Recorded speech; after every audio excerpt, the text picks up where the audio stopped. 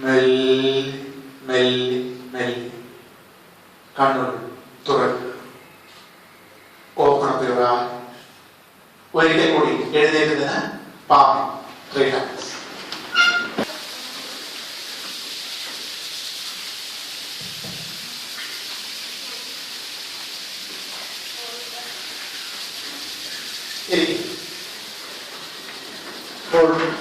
നാം കേട്ടിട്ടുണ്ട് നിയമങ്ങൾ, യോഗ നിയമങ്ങൾ എത്ര പേർ കേട്ടിട്ടുണ്ട്?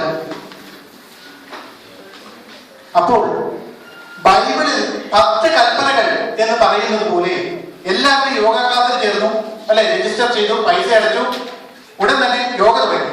പക്ഷേ അഷ്ടാംഗ യോഗം എന്ന് പറയുന്ന ഇന്ന് പ്രചാരത്തിലിരിക്കുന്ന യോഗ ശൈലിക്ക് 8 അംഗങ്ങളാണ്, അഷ്ടാംഗങ്ങൾ ആണുള്ളത്. 8 അംഗങ്ങൾ എന്ന് പറയുമ്പോൾ ഇതെല്ലാം പ്രത്യേകമായിട്ടല്ല. കൈയും കാലും ശിരസും എല്ലാം ശരീരത്തിന്റെ ഭാഗമാണ്, അല്ലെ? ഇതേപോലെ തന്നെ ഇൻസെപ്പറബിൾ എൻറ്റിറ്റീസ്. ഒന്നിൽ നിന്ന് മറ്റൊന്നായിട്ട് വേർതിരിച്ച് പലരും വന്ന് ചോദിക്കും, എനിക്ക് മെഡിറ്റേഷൻ മാത്രം പഠിക്കണം, എനിക്ക് പ്രാണായാമം മാത്രം പഠിക്കണം, എനിക്ക് സൂര്യ നമസ്കാരം മാത്രം പഠിക്കണം. ഇത് തെറ്റായ രീതിയാണ്. പഠിക്കുകയാണെങ്കിൽ ഹോളിസ്റ്റിക് ആയിട്ട് ഇതിന്റെ സംഭവങ്ങളെല്ലാം എന്താ എന്നുള്ളത് മനസ്സിലാക്കുക. ചെയ്യുന്നത് നിങ്ങളുടെ ഇഷ്ടത്തിനായിക്കോളൂ, കുഴപ്പമില്ല. പക്ഷേ അടിസ്ഥാന നിയമങ്ങൾ അറിയാതെ ഒരു കാര്യം നിങ്ങൾ എങ്ങനെ ചെയ്യും? നിയമാവലികളുണ്ട്.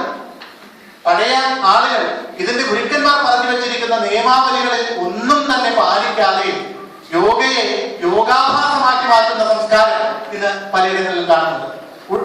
ആദ്യം ചേരുമ്പോൾ തന്നെ ഒരു 100 സൂര്യ നമസ്കാരം, നടുവേദന തുടങ്ങുകയാണ്. അതുമല്ലെങ്കിൽ മറ്റേതെങ്കിലും ഡിഫിക്കൽട്ട് ആയിട്ടുള്ള അഭ്യാസങ്ങൾ ഇംപ്രസ് ചെയ്യാനായിട്ട്. അപ്പോൾ നെല്ലും പതിനും തിരിച്ചറിഞ്ഞ് യോഗ പഠിക്കുക.